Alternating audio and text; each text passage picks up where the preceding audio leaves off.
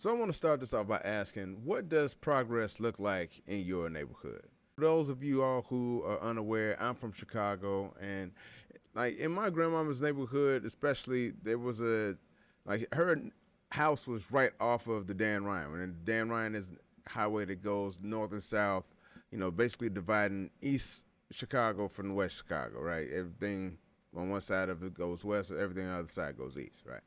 So, she would tell us about, neighbors and stuff that she had in that part of town that used to live where the Dan Ryan highway now sits, right?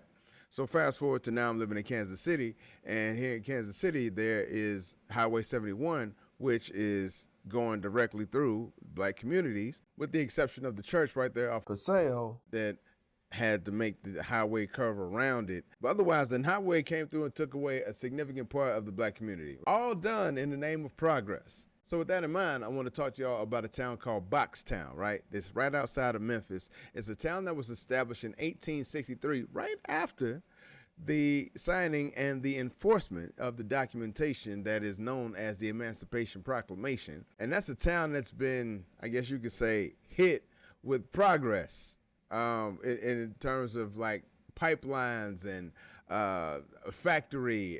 And now it's called the world's largest supercomputer. And it seemed like every single time for this town, they promised that it was going to be different. We ain't going to be like the last ones. We'll be the better ones. We're definitely not like them. And so it's like every generation has like this new word for progress, whether it's manifest destiny, urban renewal, eminent domain, or AI. It always seems to come at the expense of the same community. And so what we're seeing in Memphis out there ain't really a cautionary tale as much as it's another story in the never-ending saga that is America. This is Society Breakdown. Peace, peace, peace, peace, peace, and blessings. What's good? This is your boy, 7 Inglewood Zone, right now in your zone. And this is another episode of Society Breakdown, where we do a little bit of analysis into the cultural diaspora. And today is no different. So what we're looking at today is, why come every time we get some kind of progress, it comes at the expense of some other shit that we like? That's basically what we're talking about today, right? So I started this thing talking about Boxtown, Memphis, right? And so let me give you a little bit of background. So Boxtown was this town that was started in 1863 by freedmen. And so they were annexed from Memphis in the 1960s with promises that were made but never kept. So, things like city works projects, doing the trash, the roads, the infrastructures, community infrastructure, those sort of projects, right? But shit, to the point that 1979 that they still had dirt roads, no plumbing and no electricity. Hell, they didn't even have a bus going through the town. But at the same time, it was still home to over 17 industrial facilities. So they was like the Harvey, Illinois of Tennessee. I don't know why Harvey got to catch a stray right now, but hey, whatever. Harvey, you know how you do, Harvey. I digress. But fast forward to 2019, they had this pipeline that was called the Path of Least Resistance by its own people who made up the damn thing, right? But 2 years later, community organizing stopped it. It's like the community keeps having to jump in and step in to say, hey, stop doing this shit. You're hurting us. You're killing us. It hurts. I don't know. It's weird. It's like people just looked at the map and was like, hey, here's an area where people live that we can just sacrifice to the capitalism gods. Yeah. This will be our sacrifice zone. That's what it is. That's what we're gonna call it. These are our sacrifice zones from now on. We're just areas where we're just gonna take up the space where people exist and say, absolutely not. Anyway, moving forward. So we had that, right? So then in 2010, Greater Memphis negotiated this deal where they had this package for this company called Electrolux. Electros rule the dance floor now. Electrolux is supposed to get 2 parcels of land that totaled about 800 acres in total, right? They was going to get $40 million from the city and from the county, a 15-year tax abatement. I know my wife loves that shit. A $95 million state cash grant, a $3 million federal grant. In total, it came out to about $200 million that the public was given to them in total money, right? This is taxpayer money that was being used to build their factory, their facilities, all of that shit. And the promise to the people was 1,200 jobs. Okay, 1,200 jobs, long-term commitment. We gonna be there for the long run, right? This is 2010, okay? Going back to the future, as the mayor put it, as a matter of fact. But what they didn't tell you, and what the city council, what the chamber actually knew about, was the fact that Electrolux had a well-documented history of going from town to town, chasing cheap labor around the world. That's everywhere from Sweden to Hungary to Poland, England, and Memphis was just the next one on the line of people that they was gonna be like, hey, guess what? You too can not get paid. So, and like I said, the chamber knew about this, and they went ahead and negotiated anyway. Because, and see, this is why it matters. It definitely matters who we. It's like I always look at it like this. Like, we know, I think we're at an age, and I think we're at a status now in this world where we can be like, look, we understand that corporations are going to be at our door at all times, trying to destroy our way of life, the air we breathe, and the way we think. Like, they are constantly trying to get us, right? And it is our job. It would behoove us, right, to, as best we can, find leadership that will be, because I think that's kind of their job, that will be at the gates to keep the corporations at bay, to say, hey, you can't put that in the food. Hey, you can't put that in the water. Hey, don't put that on TV because reasons, kids, lives, future, shit like that. That's what I think that's supposed to be the relationship between us and our representation, our representatives, right? That they are supposed to be the ones to help to keep us from being eaten up by the corporations. But when you find out that the people that you're electing into these positions are with the corporate shit, it just, I don't know, like what recourse have you then? So if we fast forward to 2016, now the workers are unionized. They feeling good, right? Okay. They had 1,100 workers. All right. You said 1,200. In 2010, we had 1,100. 2017. Okay. All right. Ain't so bad. 2018. Now we only down to 530 workers. 2019. Grand closing. Grand opening. It wasn't grand opening, grand closing. It wasn't back to back, you know what I'm saying, from 2010 to 2019. But still, I mean, the fact is that you had a long-term commitment. And last I checked, 9 years really ain't that long, especially if you lived as long as I have. You understand that 9 years really ain't that long, baby. To the point that the NAACP actually said that the timeline between unionization and shutdown tells you everything you need to know about why they really left. I mean, again, they took almost $200 million in public money, cut the wages by a third compared to what they paid people in Canada, and then they busted the unions and left 530 people without a damn job at the end of the day. And the building sat empty. And despite being urged to include some sort of clawbacks, penalties, something like that, to make sure that the company that's coming in, that's getting the tax abatements, is getting all these incentives to come in the first place, to make sure that they're held to account so that they do follow through on their promises to the people. All that sort of stuff that could have been included in the initial contract, the initial deal that was set up by the chamber. Well, no.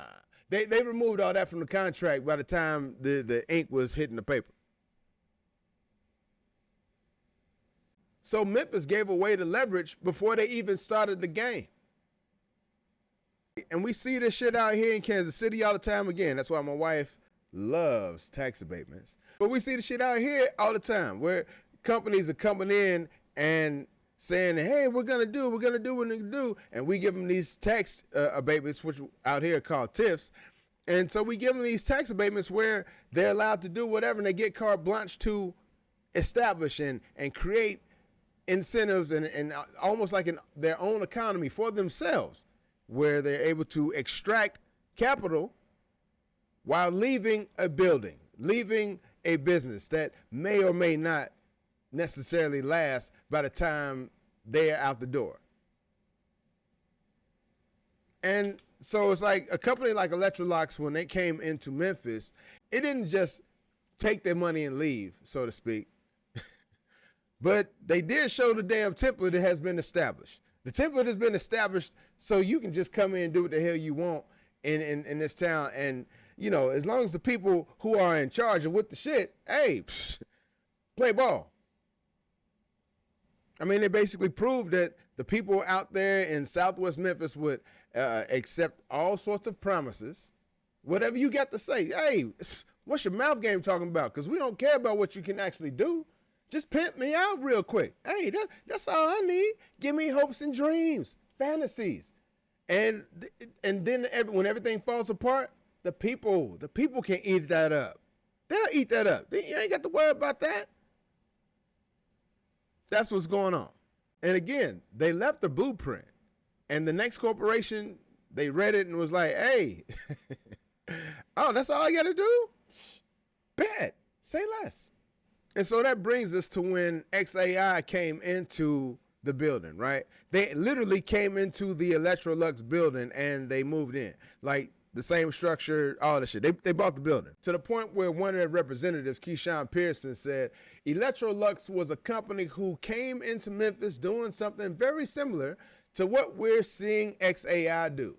They offer hyperbolic promises and ended up a Colossus failure.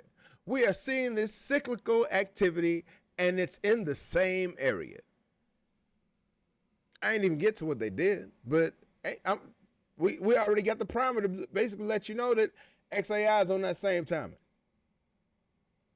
And so they're not, it's just that XAI ain't sitting there offering manufacturing jobs. They're sitting there saying, we're going to give you Silicon Valley wages.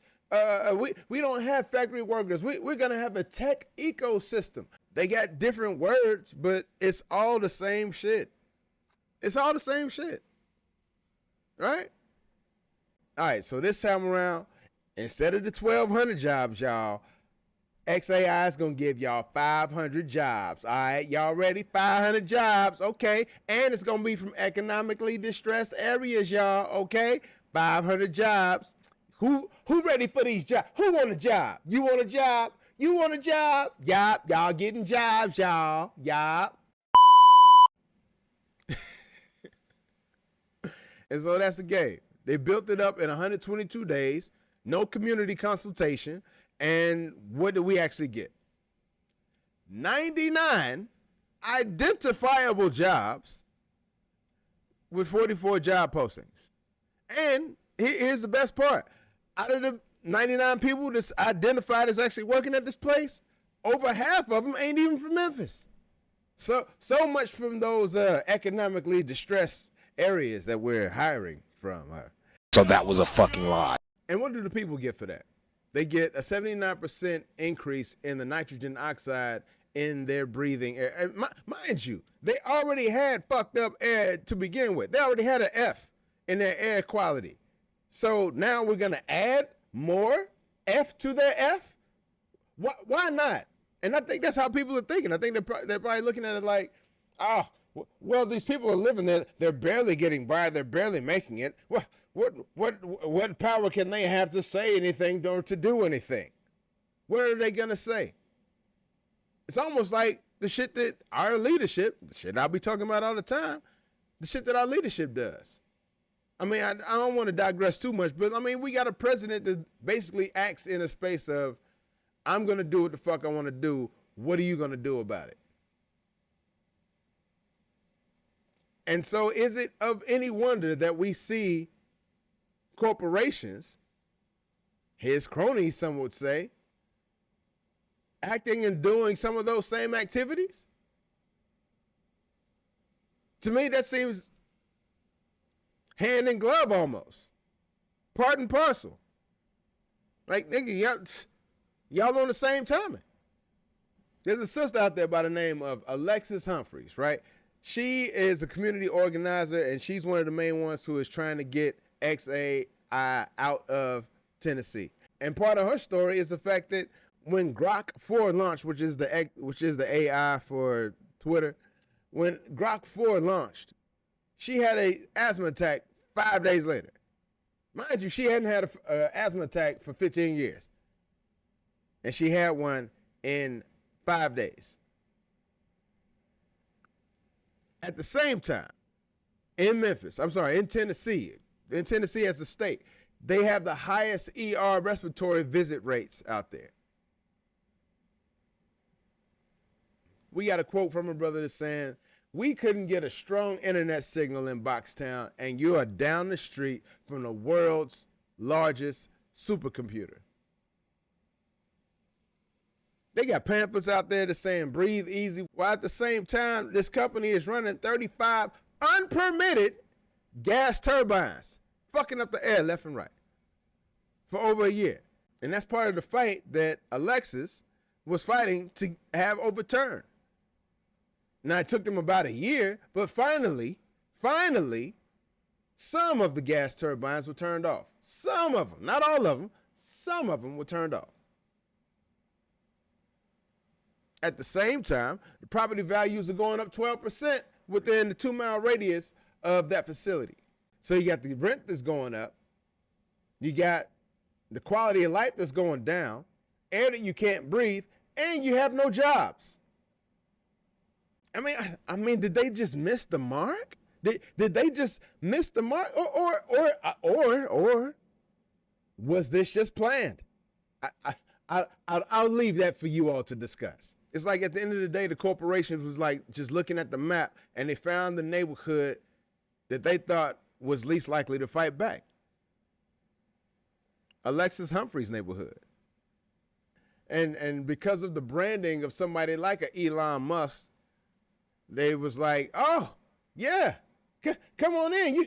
Shall I bend over completely? Or how does this work exactly? You want to stick it in slow, fast, hot? Shall I get the baby oil? Should we call Diddy? Whatever you need. Jeffrey, I heard he's your friend. We've got him on speed dial. Whatever you need, we are there for you. Please, give us money. You know what I'm saying? I don't know. It upsets me when I think about it upsets me when I think about how this all played out. You got a town like Boxtown that was established in 1863. They had freedom that was promised, right? Annexation in the 1960s, city services promised. None of that shit followed through. Electrolux comes in 2010, promising jobs, breaking up the unions, abandoning the building. And then here comes XAI in 2024, promising Silicon Valley jobs, taking away the manufacturing jobs, and we gonna have your pay up. And then all you getting is 44 jobs posting, a 79% increase in nitrogen oxide in your breathing air, and an absolute decline in the quality of life. It's like every generation was told that they are sacrificing. Look, you're giving up something. You're giving up this thing for the future, right? But if your community is always the one that's making the sacrifice, maybe, just maybe, you're not participating in the progress. You're just paying for somebody else's. So I want to leave y'all with a question, like, because I'm somebody who like recognizes patterns, and when I see patterns, I start to wonder: are these patterns like random?